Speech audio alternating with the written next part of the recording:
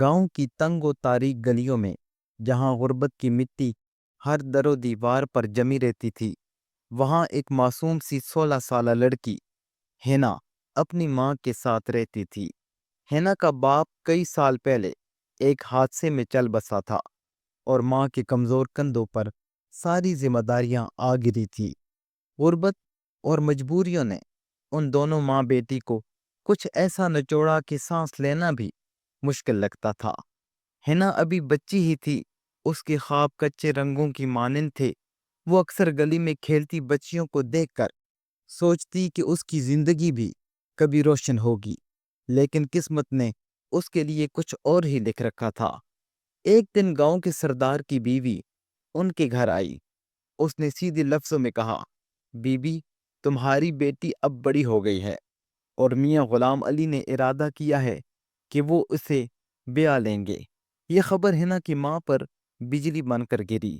غلام علی گاؤں کا بااثر آدمی تھا، مگر عمر کے 56 برس پار کر چکا تھا۔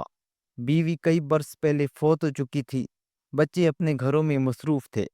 وہ چاہتا تھا کہ اب اسے گھر میں خدمت گزار بیوی مل جائے۔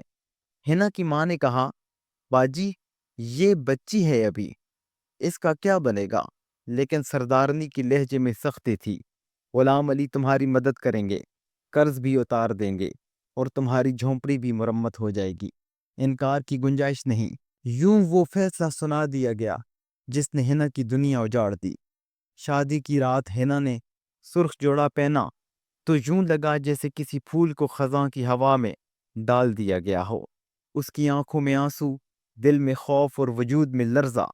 وہ چاہتی تھی کہ بھاگ جائے، لیکن ماں کی کمزور آنکھیں اس کے سامنے آ جاتی۔ ماں نے ہاتھ پکڑ کر کہا، بیٹی، صبر کر لینا، شاید یہی تیرا نصیب ہے۔ شادی کی تقریب میں ڈھول بجتے رہے، لوگ ہنستے بولتے رہے، مگر ہینا کا دل رو رہا تھا۔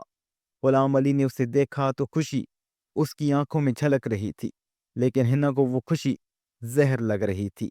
شادی کے بعد جب ہینا غلام علی کے وسیع اور خالی حویلی میں پہنچی تو اسے لگا جیسے وہ کسی قید خانے میں آ گئی ہو۔ غلام علی اگرچہ سخت مزاج نہ تھا، مگر عمر کا فرق ہینا کو ہر لمحہ کچوکے دیتا تھا۔ وہ کمرے کے کونے میں بیٹھ کر گھنٹوں روتی۔ غلام علی کبھی قریب آتا، کبھی فاصلے پر رہتا۔ بیٹی، میرا مطلب ہے بیوی، تم فکر نہ کرو، تمہارے ساتھ اچھا سلوک کروں گا، وہ کہتا۔ لیکن ہینا کا دل مطمئن نہیں تھا۔ اسے لگتا تھا کہ اس کی جوانی اور معصومیت چھین لی گئی ہے۔ مہینے گزرے اور ہینا آہستہ آہستہ گھر کے کاموں میں مصروف ہونے لگی۔ غلام علی نے کبھی اس پر ہاتھ نہیں اٹھایا، نہ سختی کی۔ وہ اکثر کہتا، میں جانتا ہوں تمہیں وقت لگے گا۔ غلام علی کے بچے اکثر حویلی آتے۔ شروع میں وہ ہینا کو تنزیہ نظروں سے دیکھتے، مگر آہستہ آہستہ انہیں اندازہ ہوا کہ یہ بچی تو بس حالات کا شکار ہے۔ ایک دن غلام علی بیمار ہو گیا، بخار نے اسے بستر سے لگا دیا۔ ہینا نے پہلی بار دل سے اس کی خدمت کی، رات بھر جاگ کر اس کے ماتھے پر ٹھنڈی پٹیاں رکھتی رہی۔ غلام علی نے کمزور آواز میں کہا، بیٹی، نہیں، میری بیوی، اللہ نے تجھے میرے بڑھاپے کا سہارا بنایا ہے۔ ان لفظوں نے ہینا کے دل میں عجیب سا سکون ڈالا۔ پہلی بار اسے لگا کہ شاید غلام علی برا انسان نہیں، بس تنہا ہے۔ غلام علی کو ایک دن پتہ چلا کہ ہینا پڑھنا چاہتی ہے۔ وہ چونک گیا، مگر پھر اس نے استاد بلا کر کہا، میری بیوی کو پڑھاؤ، یہ پڑھنا چاہتی ہے۔ یوں ہینا نے کتابیں تھام لیں، دل میں گھر کے کام، رات میں پڑھائی۔ غلام علی جب اسے کتابوں میں ڈوبا دیکھتا تو مسکرا کر کہتا، میری بیوی ایک دن بڑا نام کمائے گی۔ وقت گزرتا گیا، ہینا کی آنکھوں میں چمک واپس آنے لگی۔ کئی سالوں میں ہینا جوان عورت بن گئی اور غلام علی بوڑھا ہوتا گیا، لیکن ان کے درمیان ایک عجیب رشتہ جنم لے چکا تھا۔ غلام علی کا احترام، اس کی شفقت اور ہینا کی خدمت ان دونوں کو ایک دوسرے کے قریب لے آئے۔ لوگ کہتے یہ شادی زبردستی تھی، مگر اب وہی لوگ دیکھتے تھے کہ غلام علی کے بڑھاپے کا سہارا ہینا ہے اور ہینا کی حفاظت غلام علی کے حصار میں ہے۔ ایک دن گاؤں میں اسکول بنانے کی تجویز آئی۔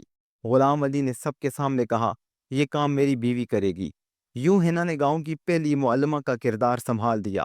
بچیاں اس کے پاس پڑھنے آئیں اور وہ سب کو تعلیم دیتی۔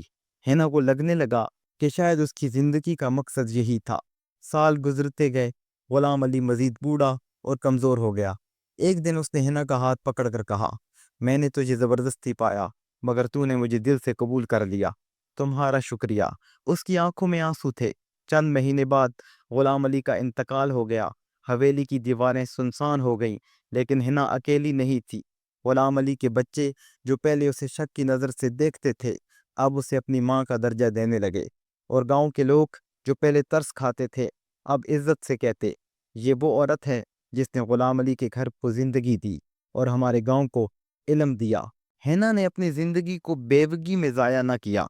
غلام علی کی میراث سے اسکول کو بڑا کیا، بچیوں کے لیے ہاسٹل بنوایا، اور جب اس کے شاگرد کامیاب ہو کر شہر گئے تو ہینا کا دل خوشی سے بھر گیا۔ وہ اکثر آسمان کی طرف دیکھ کر کہتی، اللہ نے مجھے دکھ دیا مگر پھر وہی دکھ میری خوشیوں کا ذریعہ بنا۔ اور لوگ کہتے، یہ کہانی دکھ سے شروع ہوئی مگر انجام نے سب کو خوش کر دیا۔